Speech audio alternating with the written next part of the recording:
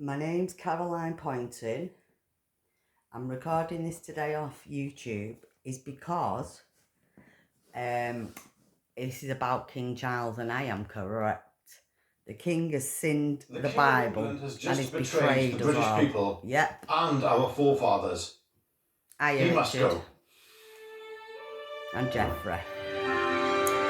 Richard and Jeff Taylor. I'm watching on YouTube.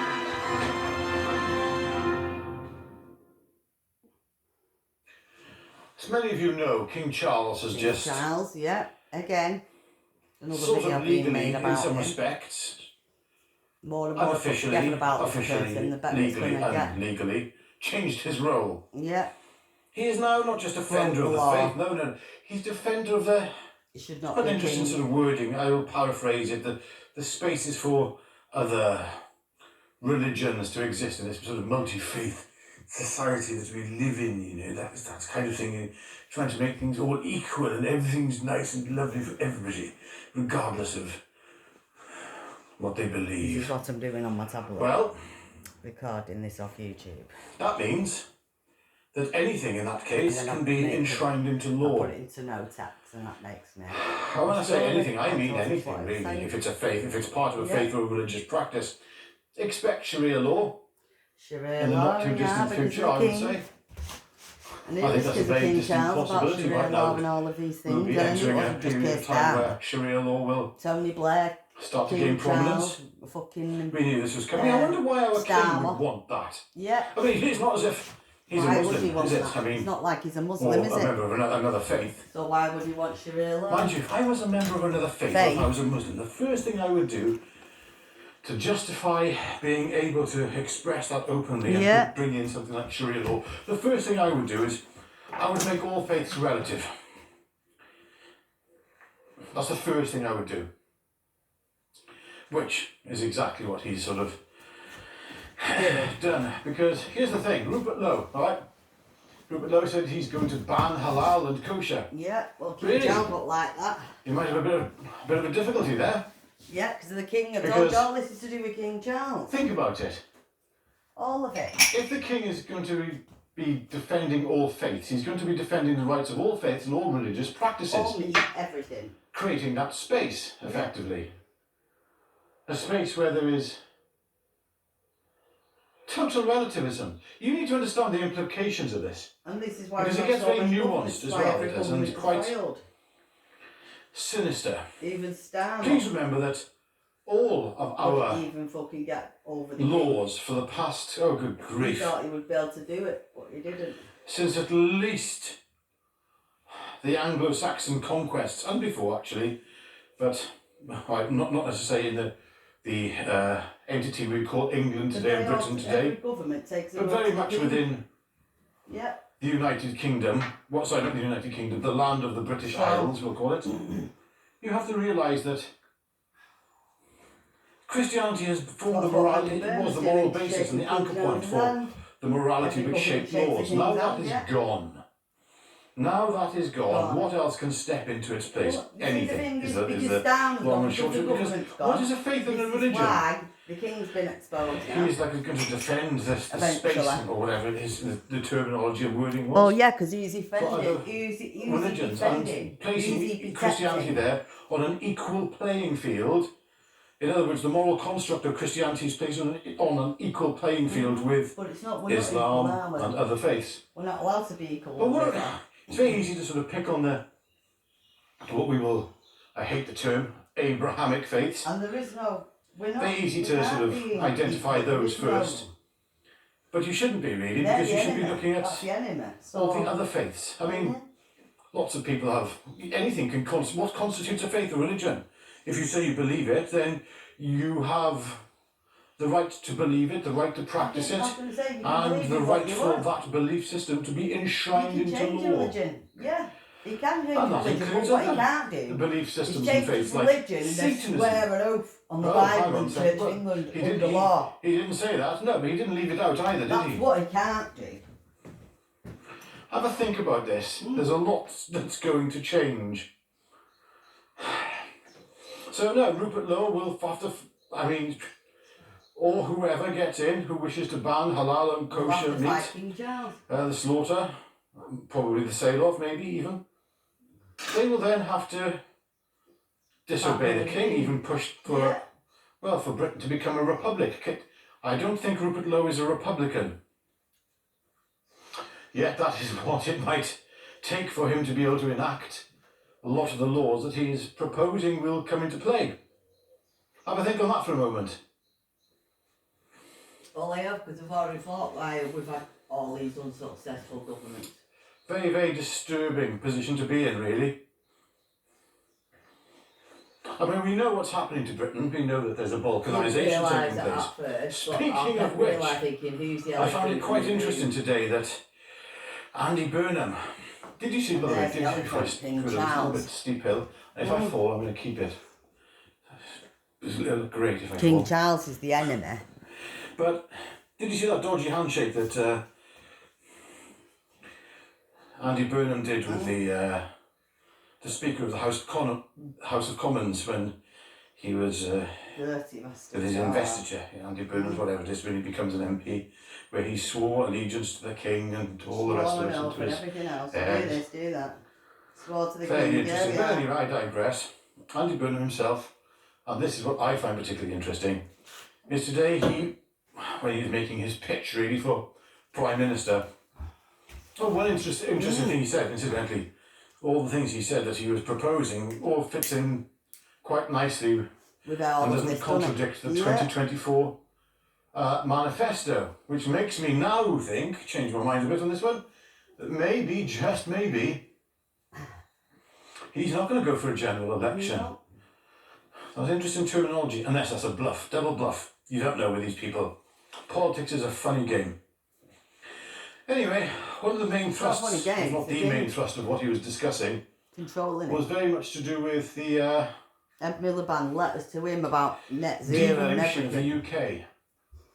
Now, when you listen to it on the face of it, because I've always been somebody who believes in a smaller state and where democratic accountability is closer to hand. You should always be one pitchfork away. But he can't walk with the people because nobody can stand him. That sounds very interesting. You think, well, if it's going to free up these cities and mayorships and regions for their own ability to make... I'm going to say you've got no King Charles. They're not going to be bound by red tape, effectively. Personality. If it allows that, then what a great thing. How wonderful, blah, blah, blah, blah. This is why I'm trying to get... I'll go right to the Polish government because I don't want to stay in this country This means that... I don't want to put up with this King This Charles. could have very serious implications in terms of... There are parts of this country which, quite clearly, where people are not living in exactly the same way as the rest of us. No, and at least... Yeah, but the thing is, at least the Polish government, Polish government can walk about among the people. That could mean that all of a sudden... That's how liked he is. Devolution will become a little more... I watched about Poland and the way they've done the borders and everything. It's flipping me. Nuanced, again, in how it will be able to create and facilitate the balkanisation. You know what I'm talking about here. I've got to be careful with my terminology and words. Let's just say parts of this country are living very differently, as I said previously, to this country, to the British way of life. Whatever the British way of life is. Because today, to be British... And I want to get a means absolutely anything. Anyone can be British. Yes, I'm going back to that. Basically, I'm a migrant. Conversation, probably, if I'm not careful. You know the one? Because we're not safe, obviously. Anglo-Saxons, are they British? And unfortunately, I can't. I'm not here to save the country. What my British mission is to get my little girl back to her mother because she's been falsely wrong. You got the 1940s, since 1948, I think it was. Might be wrong. 1942, 1946. And then I'm scared to death that anything could happen. That version of what it is to be British. And I'm not there, a mother. With a definition change. And to be English. When they had no right to do that, falsely wrongly forced adoption. It basically became, you could just get anyone from anywhere could become British. No help in this country, so that's why I've got letters to the Polish government. see if I can get some help off them. But that seems to be the way that this is all moving in lockstep. Andy I'm going Burnham to say to see if they Again, can help with me the the king. way I get a visa or trying to facilitate a different where world, a we world start to where look for a job there's over there, relativism different things, in how terms we of start and to look for equality somewhere to live in the eyes of the law eventually, with no money, basically. with religion because and they're belief poor. systems. That So means what type of support am I able Britain to can be be able quite to get for that? easily broken up, I was going to say in the and it council won't can have be the into fucking England, house back. Scotland, They can have this house Northern back. Ireland and Wales. No, They give me my little Wales girl comes back, last when and they people can have the house say these back. things. And me and her will be the one No, out to it'll Poland. be something quite different than that, I'm afraid to I say. don't know, but I don't think we can. I don't know if we can get the It'll be country back anymore. enclaves. And it'll be a lot less It's gonna be there'll be a lot very less friction difficult. if that's the case. Because this is a way of assimilating And like you say, the newcomers with their new belief systems into our I don't want it. concept of the And I United suggest Kingdom. that everybody, But there will be no I suggest assimilation. that all British people, That's how it'll be sold. don't everybody No. flock to This isn't about Australia and America. assimilation. I suggest This is about all dominance. Muslim English people, we need to flock to Poland and Russia. And eventually, yes, Well, resistance Poland will and be Russia, yeah. futile. We need to go and help Russia Utterly and futile Poland. to it. Because I think Poland maybe have done a bit of a deal eventually with The Russia. King of England now Eventually. is pushing forward things To, which will ensure that, as I said, Basically do the Westing. halal meat will be Germany and France and England. legal. The practice will be legalised. Because they were Satanism sending all could be illegals to legalised. Poland, but I think because Poland I mean, that- blocked it, All faiths. I think maybe Russia and All Poland have faiths. done a bit of a deal. And I think Poland will Multi-faith. accept, I reckon Poland will accept this There are no massive exemptions. Poland, will accept a lot of it white Zero English exemptions. people. White British people. The proper natives And that like brings me myself to Poland. That makes me think a lot actually about For the refuge, like what they've done with the the whole Ukrainians. situation with his I old think friends, Poland will take a lot of English white Mr. people. Savile and the late Bishop Peter Ball. And it's safe to walk over there for women. Me and my little girl Because we those can have a people life quite over clearly there. didn't practice what we will say a Christian lifestyle. I was going to say we can have a proper Christian And in lifestyle fact, there life. are A normal life. reports Might not be rich You'll or anything. find it as well, but incidentally, I'm that not rich anyway. and I'm not victims asking of to be rich, Savile I'm asking said for that Jimmy Savile, I'm asking for a life, yeah. they Well, I've said were- King Charles is all of them. I You know hope he what sees it- all the devils when he fucking looks in the mirror. during satanic rituals. I hope hell gets him. Oh, okay. Well, I it hope appears that's Poltergeist going to be gets him and takes legalised. him away, yeah. Thank you, Your Majesty. Yeah. I'm sure your friends who are currently roasting quite nicely down below, I'm sure they'll be very pleased to hear this news. And I bet they only wish they could be alive today, just to see it manifest, so they Jimmy could Savile, yeah. more openly The rest practice of their them got hideous created, practices. They're That's the all way it family works. created, not if they're all family, the German family. Because that's what's going to happen. The most hideous practices known to mankind. I've been saying this for a long time. Yeah. The most hideous And I practices. think that Poland will take which a lot of will English repulse people. any decent human being. I do. And I think Russia will as well. These most hideous practices will Especially eventually become farmers and legalised. things like that for Russia. And They that will definitely take the English people. Vladimir Putin It's something I ain't don't the way really people want to think the on. English. Yeah, with the government, It's the one of those king, things I yeah. don't want to be proven right on because I've said this will But be going not for a long actually the time. people. Obviously, if you break the law in How I Russia, just don't, stand by I this mean, yeah. beautiful You river. know or anything, but the English Have a don't look. go over to places to want to go break the laws, do they? We go there to want to respect living somewhere. I mean, I'll be very I just want to grateful forget if the whole Poland bloody can lot. take me and Sarah Jane and get me some Now help. stand here, look I'll at be this. grateful if Poland can help me, well, at least get I me think, there well, first. And then I this can get is set up in nature, Poland. okay? And then I can fight This for my little girl in It's Poland creation, to bring her to and me it is beautiful, Poland.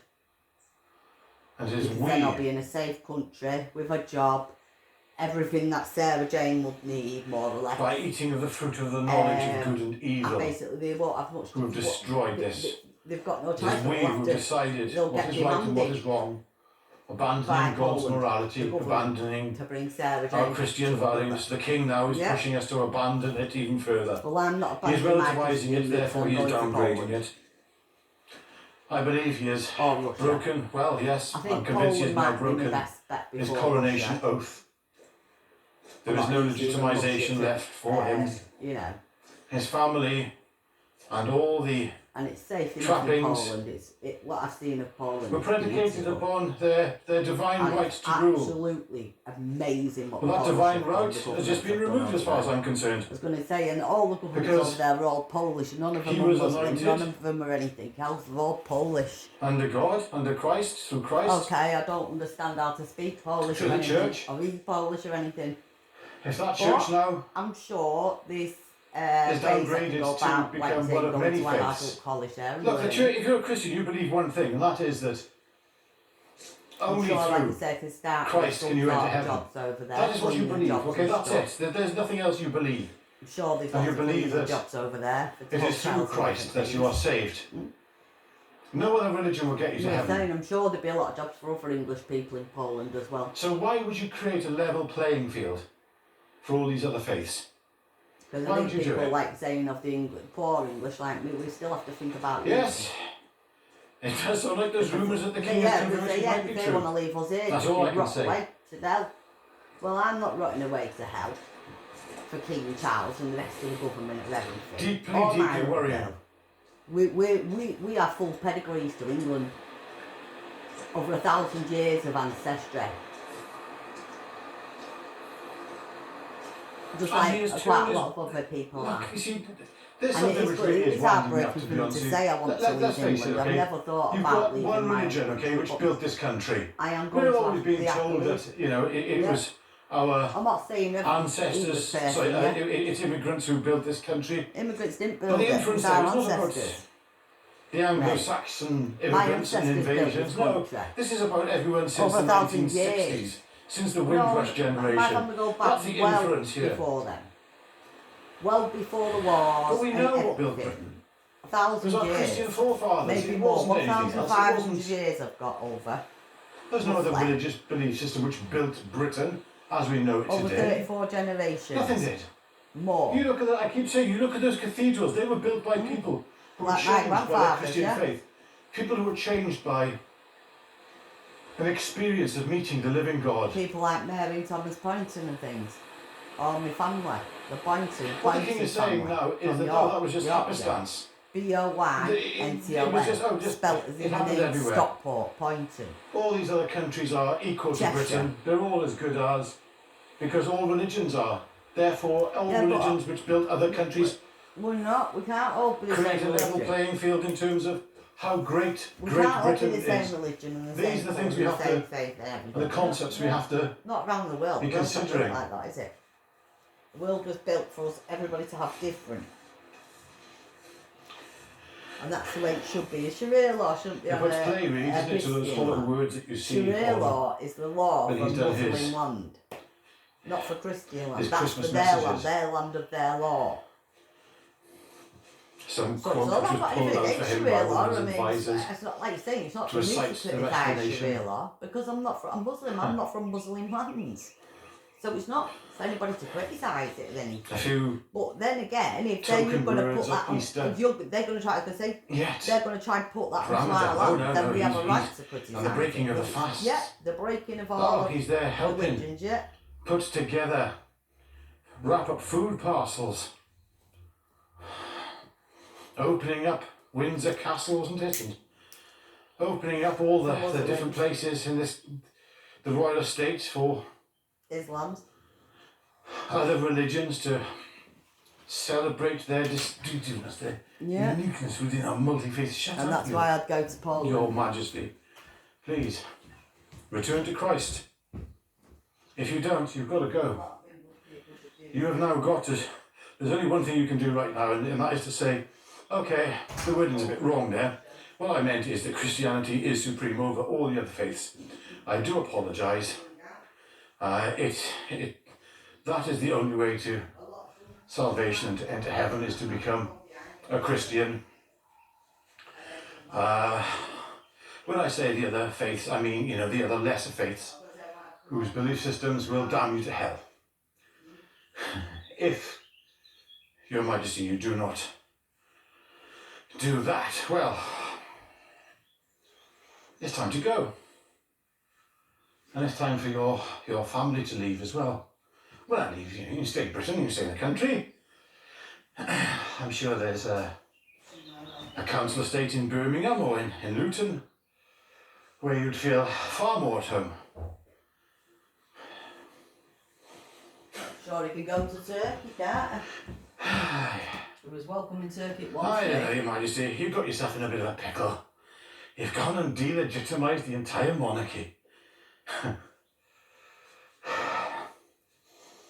And then one wonders when you look at the courts and you see the crown above it. Yeah, The crown of a delegitimised king, of a delegitimised royal family. The police service, His Majesty's judiciary, His Majesty's government. Legitimised by what? Oh, it's all acts of parliament now and acts of settlement, etc., for their own etc. actions for themselves. It's only a ceremonial role. He won't take responsibility, King Charles, will he, for himself? And that's the thing, if it's just a ceremonial role, Yeah. then why do we need to have King A Charles? fucking king, yeah, in the first place. Fuck Why off do we need to himself. have a royal family? Yeah, go away from himself. Because right now, they're not representing the British people. Nope. They represent All they're doing fucking is facilitating Islam. Terrorists. a takeover and the removal of our rights. Yeah. And more to the point, this king is damning people to hell. Because as soon as he says, and I'm angry here, And I reckon a lot as soon of as the people... king says I'm angry, mate, with King Charles. that Yeah. you can get to heaven anyway, because otherwise I would not be, God's for what other angry. reason would I be creating a level Hitler's playing angry field and with King presenting Charles. religious relativism? Princess Diana As soon as that is happens, angry. He said no. Epstein's angry. Jack Christ is Ripper's not the angry. only way to hell. There are all these They different ways are we all have to angry respect with the these king. different beliefs that are integral to the formation of the Western Hitler didn't society. give up his religion. No, And he was no, Your Christian. Majesty. Exactly. No. And Hitler turning his grave. Good luck with that.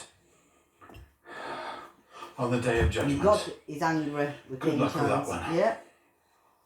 He will be judged. He will be punished for what he's done, King Charles. The greatest works of man do not compare with this.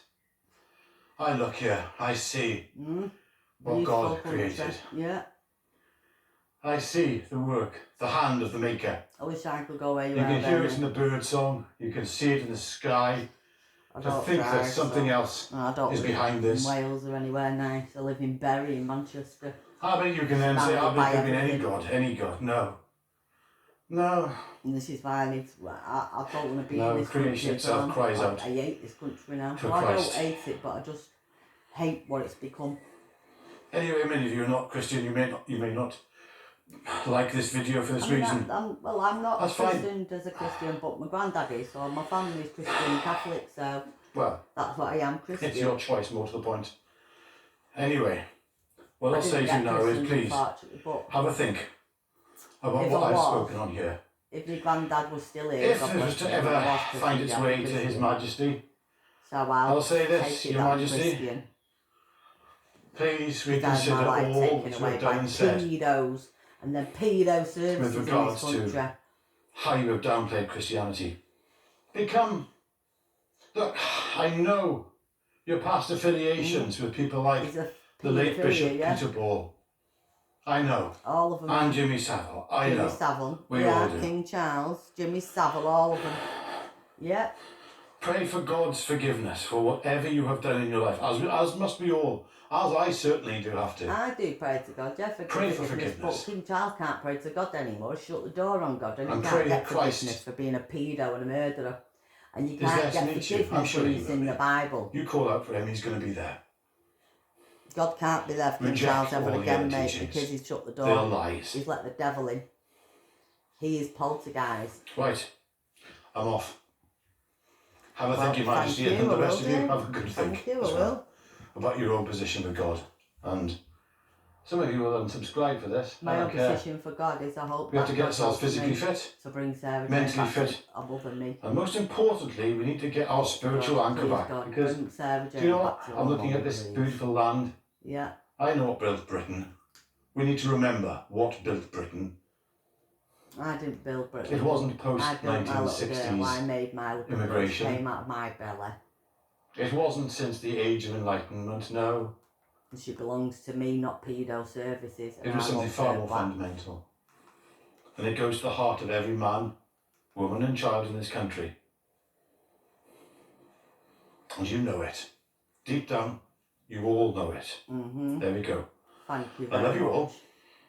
I do. I love you all to bits. Yeah, thank you. God bless you all. God bless us all. Like this video, subscribe God to the bless channel. my little girl as well. Become a channel member of the Jeff Taylor Sarah channel, Jane. Jeff with a J. God bless. Because that helps us one of our channels. Jeff Taylor. I'm Richard, by the way. Thank you. Say It does prayer help for Sarah Jane that no because bad people go near her. These things cost money. I've been driving around She's all day. okay. I'll tell you straight, I've been driving around all day, going to different locations. I think That's this is my about prayer to God. the 5th, 6th, Please maybe more make sure nothing location I've been to Sarah Jane. today. But I've done a different video on this very topic and I couldn't get it right. You've got to get your heart right in this sometimes, and you've got to get yourself centred. To say the right thing. I can speak out of deep anger, abusing her, or I can speak in a measured, more of a measured kind of way, and I think that's what you all deserve. Bring him back to me and mother, because he's, you know, God, please, you have to bring Sarah Jane back to her mother. Rupert Lowe, I need help, Rupert Lowe, to bring her back to me. Henry, God, all of them, I need help to bring Sarah Jane back to her mummy. And we can go. Yep, we can. We can go. There's lots of places we can go to. Well, there's 2 places we can go to. Poland or Russia. And that's what I want to do. It's not I want to do, it's what we need to do. I put a poll out on my channel last night to ask my audience whether you want a monarchy or whether you want a republic. That's all. And I deliberately put up the most offensive potential presidents of the United Republic of Great Britain and Northern Ireland as the option. That is right, Tony Blair. Tony bloody Blair, over King Charles, look, 70% of people on my channel do not value the monarchy in its current situation under Charles III. Nope. I'm always of the opinion that an institution is bigger than any individual. If there's a singular individual at the head of an institution, like the Crown, the embodiment being the current monarch, then the institution itself is bigger than the incumbents. And I personally am a soft monarchist. I've always been a soft monarchist. Not a loyalist who is loyal to a particular monarch, but a monarchist. Yeah, and Princess Diana, this is the danger, the peril that the royal family and the king is currently in. If she was and it is self-inflicted. Because she can watch you. The defender of the faith, as much now, the but back then break she of the could walk the people. first Brexit. Princess Diana was able to these walk are all with the things people. that were established under Henry VIII. Because everybody loved and her. it's for Everybody political liked her. and spiritual Everybody honoured independence her. from Everybody Rome. respected her. Now he did it for personal reasons. He did it because he wanted to get his Everybody end wanted to right see with Princess a new Diana. wife, and he didn't want the old wife anymore. So a very, very, very male thing to do. Millions and millions of people. But the constitutional principles of England and later the United Kingdom was settled, and they were settled long ago. The thing is, when I the think palace, we do need kings and either queens. acting on advice from his government, It's or not the like palace taking the it all decision, together, no. and the government okaying it, Not King Charles to say and that William. he wants to preserve all faiths, and he wants to preserve safe spaces for all faiths within the United Kingdom. The fundamental issue that many hobbyist peoples have with this is the democratic principle. Then it might be we never asked for a multi-faith or a multicultural society, and it has been imposed upon us from on high. Many people in Britain do not belong to any particular church. They are atheists or they are agnostic. Me personally, I am a Christian, but I do not follow the Church of England verbatim because, as I mentioned earlier, the institutions can get corrupted. And they can be corrupted through ideology and a warped sense of what their core principle is.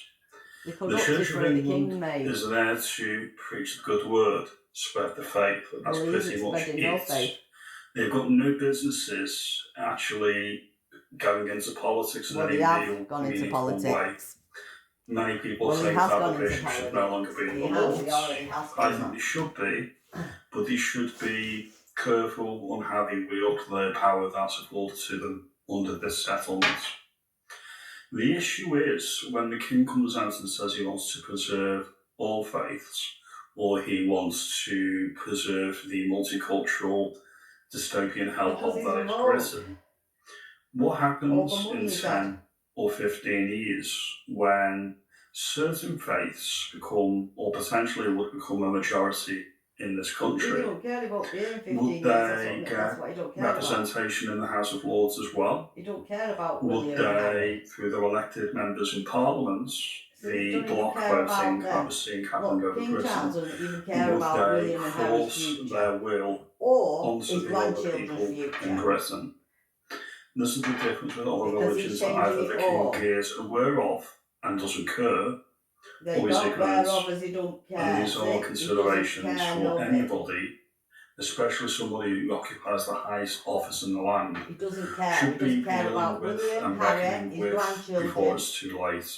It is true that the monarch does have his own team of advisors and his own private secretary, much like the Prime Minister has a team of advisors and a private secretary. The government and the king act and put on a united front. And I've mentioned this before, and I'll mention it again. In the modern context, God Save the King should be making sure that the monarch isn't interfering in something that isn't a settled matter, something that is politically contentious that could alienate part of his support. The monarchy is only there because the people allow it. The king has made a fundamental mistake that he is untouchable. He is not untouchable. His previous monarchs have proven, like his namesake, things can happen and things can escalate beyond the government's control, the establishment's control, and the king's personal wishes. This is the delicate balance that government has with institutions, whether it's the Church of England, the judiciary, or the monarchy, or even the government itself. It is there because we allow it. It is there because we've agreed that democracy is better than the other options. I mean, like you say, the Queen didn't do the best of jobs, but at least she left a good legacy behind for King Charles. I was going to say, she left him a good legacy left behind for him. And look what he's done, he's destroyed that. He's destroyed it. He's betrayed his own mother, mate. It's betrayed Queen Elizabeth. If my king is saying these things, he's doing and his own father, because they left good legacies behind. This is a problem. The Queen left a good legacy. Understood this. Yeah. Her people would never have put out statements like this, politically contentious wording and phrasing that would alienate her support. The issue with the king is that whether he adhered to the late Majesty's example or is following his own path, and I think that we know his views. I mean, I think he's been one of the most outspoken parents in British history. And this again that's what we want as a means king. That even if he didn't say anything, he said everything he needed to say already. These are just my thoughts. Other things, your mileage may vary. The roles that comment below. We want to be able to, do you still support the monarchy? What breakfast they have. I mean, that's absolutely right sound, but you can be a monarchist and not like the House of Windsor. You know, do they eat cocoa pops? Do they eat toast? Do they have a cup of tea? I mean, you can be Republican and not want President Blair. People do. You can be a monarchist and not actually want the style of monarchy that we've currently got. You could want a limited monarchy, which on paper our monarchy is, You could want a purely ceremonial monarchy like the Japanese monarchy, or something in between. There is no right or wrong, all opinions are valid. I want this channel to be an open debate and an open discourse, as always. I like to think like and subscribe, do all of that good stuff, and I'll see you in the next one. You take it easy, and for now, God save the king. No, God don't save the king. We won't be saving no king. I won't say that at all. God save my little girl, and God save the rest of us, not the king. Because I won't be saying I save the king. He's not my king. Not until he leaves. When King Charles leaves, then, you know, and William is the king, then I'll probably accept that William as my king. But until that day, till King Charles goes, I won't be saying save the freaking king, because I'm not saving that cunt, King Charles. He can do one. Can't stand him. I cannot stand King Charles. Yeah, we do look deeper. King fucking Charles. Look right into him. This is a scam call center in India. Yeah. How are we all doing out there? I hope you're all.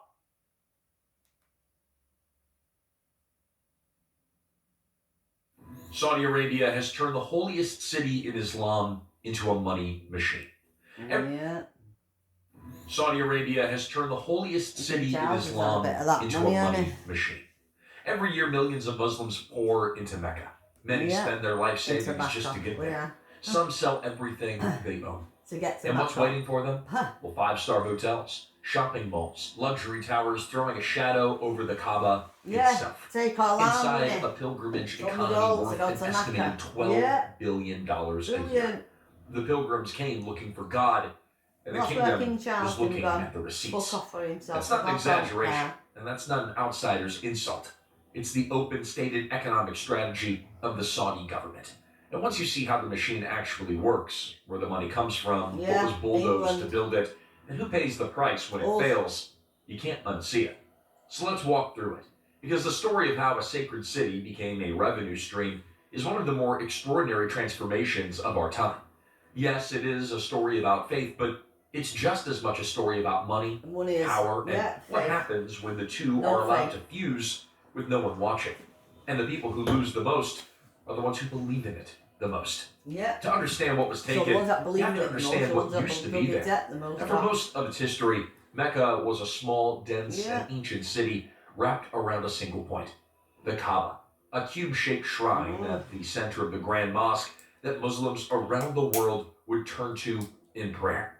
Everything about that place was built around the pilgrimage. The neighborhoods, the narrow streets, the old stone houses. They grew up over centuries in the shadow of the holiest site in the faith. And the pilgrimage was smaller then. In 1970, fewer than 400,000 people would make the Hajj. The city could breathe. You could still walk through quarters where the first generation of Muslims had lived. You could still stand near the spot where, according to Islamic tradition, the Prophet Muhammad was born. The history wasn't in the museum, it was the city. And understand why the rest of the story stings the way it does. You have to understand what the Hajj is supposed to mean. Every pilgrim, no matter who they are, sheds their ordinary clothes and wears the same 2 pieces of plain white cloth. The billionaire and the bricklayer all dress identically. They walk the same steps. They circle the Kaaba 7 times, moving between 2 small hills, and stand together on a plain in Arafat under the open sky, casting stones and pillars that represent the devil. The entire ritual is engineered to strip away rank. And for a few days, you're nobody special. You're just a soul, equal to every other soul, standing before God. That is the promise. And hold on to that, because almost everything the modern Saudi state has built on top of the city quietly betrays it. The modern era eventually arrived. Cheap air travel, a booming global Muslim population, and an oil-rich Saudi state with the means to build on a scale that no one ever attempted. The number of population, damn right, comes to fucking England. That is the promise. And hold on to that, because almost everything the modern Saudi state has built on top of the city quietly betrays it. The modern era eventually arrived. Cheap air travel, a booming global Muslim population, and an oil-rich Saudi state with the means to build on a scale that no one ever attempted. Muslim population, look, there we are. The number of pilgrims didn't just grow, it exploded. Past 1 million, past 2 million, climbing every decade. And the Saudi government faced a genuine choice. Expand the city to handle the crowds, or watch the most important gathering in the Islamic world collapse under its own weight. They chose to expand, and nobody can really blame them for that part. But here's the question that hangs over everything that came next. When you have essentially unlimited money, the holiest real estate on earth, and almost no one to tell you no, what do you build? The answer is where the story turns dark. Because the bulldozers didn't just clear space, they erased the city. Over the past few decades, the old Mecca was systematically demolished. Not by accident, not by war, by policy. The Washington-based Gulf Institute estimates that around 95% of Mecca's millennium-old buildings have been torn down in a single generation. The London-based Islamic Heritage Research Foundation puts the figure even higher. Closer to 98% of the kingdom's historic religious sites gone since the 1980s.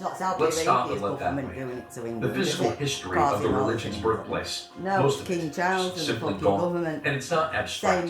The house where the Prophet's first wife, Khadijah, is believed to have lived was excavated and then paved over. Now, public toilets sit on the site.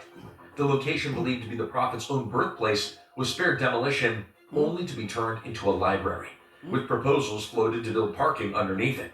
The house of the Prophet's uncle was reportedly flattened to make way for a hotel. Ancient cemeteries holding figures from the earliest days of Islam, Ottoman-era mansions, centuries-old wells, and stone bridges were knocked down. So that's how much they cared about it. An 18th century Ottoman fortress that stood on a hill overlooking the Grand Mosque was blasted away entirely. The hill with it. Now here's a fact that sounds invented, but Saudi Arabia has World Heritage Sites recognized by the United Nations, but not one of them is an Islamic monument in Mecca or Medina. The kingdom never even submitted its holiest cities for that protection, which means that there's no international body with the state here we are. Away entirely. The hill with it. Now here's a fact that sounds invented, but isn't. Saudi Arabia has World Heritage Sites recognized by the United Nations, but not one of them is an Islamic monument in Mecca or Medina. The kingdom... So none of them are from Islamic faith or anything then? Never even submitted its holiest cities for that protection, which means that there's no international body with the standing to stop a single demolition. The custodian of Islam's holiest places made sure that no one outside could intervene. So what replaces the fortress? Well, we'll get to that. It's the single most expensive thing in the whole city, and it tells you everything. Why would a government that calls itself the guardian of Islam's holiest places destroy the relics of Islam's earliest days? Well, part of that answer is religious doctrine. A strict stand of Saudi thought that views old shrines and tombs as invitations to idolatry, something to be wiped out rather than preserved. But part of the answer is simpler and far more human. Heritage sites, they don't generate revenue. Hotel towers do. And there's one more detail that should bother anyone who cares about the truth. Independent archaeologists are not allowed to dig in Mecca. Access is tightly controlled. There are no open peer-reviewed excavations of one of the most historically significant places on the planet. So when the old city was being flattened, there was almost no one there to document what was being lost. The trail didn't just go cold, it was paved over, floor by floor, with luxury suites. Which brings us to the thing standing where that Ottoman fortress used to be. It's called the Abraj al-Bait. And once you've seen it, you can never look at a photo of the Kaaba the same way again. Look at the Grand Mosque, the Kaaba at its heart, the most sacred point in the Muslim world. Now, look up. Directly over it looms a wall of skyscrapers crowned by an enormous clock tower. The largest clock face ever built, lit by millions of LEDs, visible for miles. It sits barely 50 meters from the Kaaba. It cost an estimated $15 billion, making it one of the most expensive buildings in human history. It was constructed by the Saudi bin Laden Group, the kingdom's giant construction conglomerate. Inside the complex of 7 towers, you have a 5-star hotel, luxury apartments, and a shopping mall with thousands of stores. For the most expensive rooms, wealthy guests can sip coffee and gaze down at pilgrims that are circling the Kaaba far below. Pilgrims who, in many cases, sold land or borrowed money for years just to stand in that crowd. That is the image that captures the entire story. The faithful, shoulder to shoulder in identical white cloth, meant to erase every distinction of wealth and status, and directly above them, a luxury hotel where a room during peak season can cost more than some pilgrims earn in a year. Equality before God on the ground floor and a premium view of it from the penthouse. The Abraj Al Bait isn't an outlier either. It's the model. Ring after ring of high-end hotels and malls now surround the Grand Mosque. And a Saudi sovereign wealth project called Masar is planning 40,000 more hotel rooms in Mecca alone. The closer you are to the Kaaba, the more you pay. Proximity to God has a price list. And step out of those gleaming lobbies for a moment and go down to where most pilgrims actually are, and the picture changes quite fast. Below the chandeliers and the designer storefronts, the holy site strained under a human tide that the infrastructure was never built to absorb. Crowds press so tightly that movement becomes a current that you can't fight. Waste piles up faster than crews can clean it. Drips of discarded plastic bottles and packaging accumulating around some of the most sacred ground in the religion during peak days. The contrast is just too on the nose. A $15 billion luxury tower gleaming overhead, and beneath it, exhausted pilgrims navigating congestion and litter on the walk to pray. The money went up. It didn't trickle down to the experience of the ordinary believer on the ground. So how does the money actually flow? Because this is the part that turns a building project into something that earns the word scam. Well, here's the mechanism.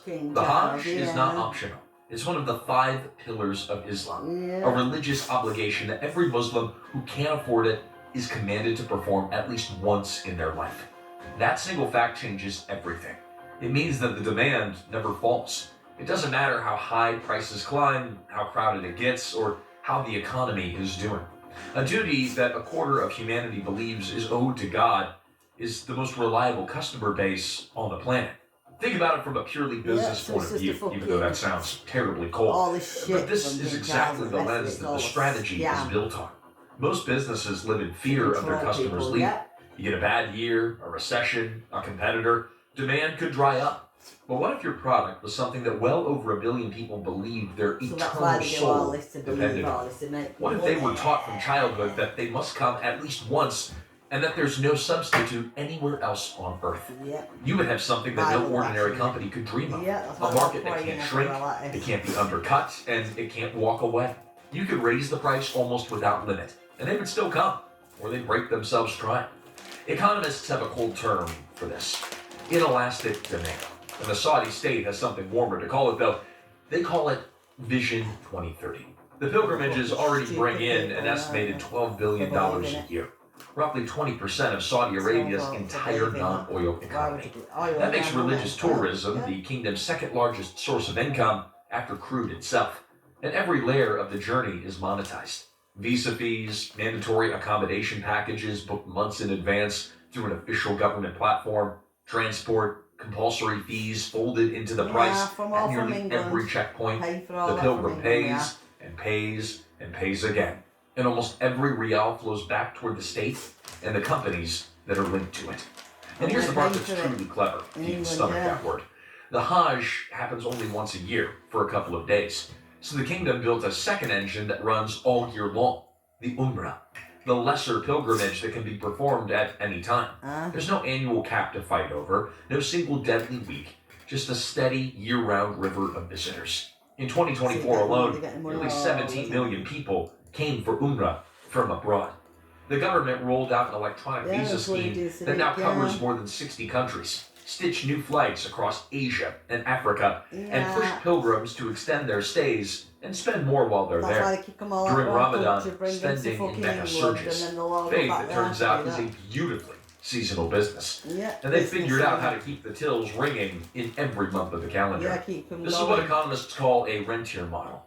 A government that doesn't need to tax its people much because the money pours in from something it simply owns and controls. Usually it's oil, but here it's something even more dependable. You can run out of oil, Religion, but you can't run out of faith. Now let's take a look at where they want to take it. Under Vision 2030, the sweeping economic blueprint of Crown Prince Mohammed bin Salman, the kingdom aims to host 30 million pilgrims a year by the end of the decade, a near five-fold increase. Independent market analysts project the religious tourism sector could swell toward hundreds of billions of dollars in value in the years ahead. This isn't a side business anymore. This is central to how Saudi Arabia plans to survive the end of oil. The pilgrim isn't just a believer. On the balance sheet, the pilgrim is the plan. And that's the quiet genius and the quiet cruelty of this entire arrangement. They found a product that people will spend their life savings on, that they're religiously required to buy, and that can never go out of style. There's no recession-proofing quite like a holy obligation. But of course, guaranteed demand has a dark side. When you know the customers will always come, no matter what, what's your incentive to keep the price fair? It isn't fair. And in fact, it's getting worse. The cost of Hajj has been climbing for years. And for millions of ordinary Muslims, it's drifting out of reach. Depending on where you fly from, a package can run anywhere from around $3,400 in heavily subsidized countries like Indonesia to well over $15,000 for pilgrims traveling from places like the United States and Britain. One study tracking British packages found prices jumped around 25% in just a couple of years. In Ethiopia, costs reportedly spiked by nearly 90% in a single season. For a family in Lahore or Lagos or Jakarta, this isn't a holiday budget. It's a house deposit. That's a decade of savings. People take second jobs for years. They borrow from relatives. They sell land, livestock, jewelry. The things a family spends generations accumulating for just one trip that they believe that their faith requires. And the Saudi state knows that. That is the customer. Not a tourist weighing options, but a believer who will give everything they have. Because they're convinced the alternative is failing a duty to God. The result is exactly what you'd expect. In Pakistan, one of the largest Muslim nations on earth, Hajj has become so expensive that the government, ahead of the 2025 pilgrimage, faced something almost unheard of. Not enough people could afford to fill the country's quota. A pilgrimage that once had long waiting lists now had empty seats because families simply couldn't pay. Again, they couldn't pay. The single most in-demand religious journey in the world, and seats are going empty. Not because the faith faded, but because the price climbed past what the faithful could carry. There's a phrase that started appearing among Muslim writers describing what's happening. The journey, they say, is sliding from a pilgrimage into a privilege, something meant to be the great equalizer. Rich and poor standing identical before God in the same plain white cloth. Now that's quietly being sorted by who can afford the package. The white garment does say that everyone's equal, but the invoice says otherwise. And here's where we have to be honest about what that sorting actually costs. Because it isn't just measured in money. Hey, if this breakdown's opening your eyes to how the machine really works, be sure to subscribe to Fall of Nations. Because what we're about to show you is the part that the brochures will never mention. It's where the price of all this stops being financial and starts being counted in human lives.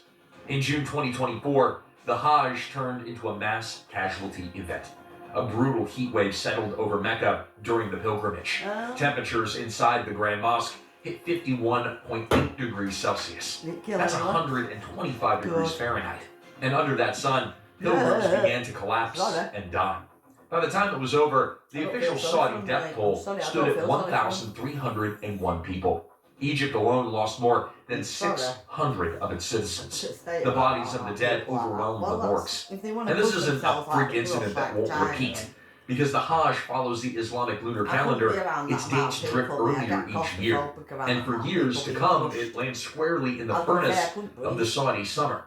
Now, scientists studying the region warn that temperatures there are climbing, and that on current trends, the conditions during Hajj can become deadly on a scale that the rituals, which require hours outdoors, on foot, in the open, were never designed to survive.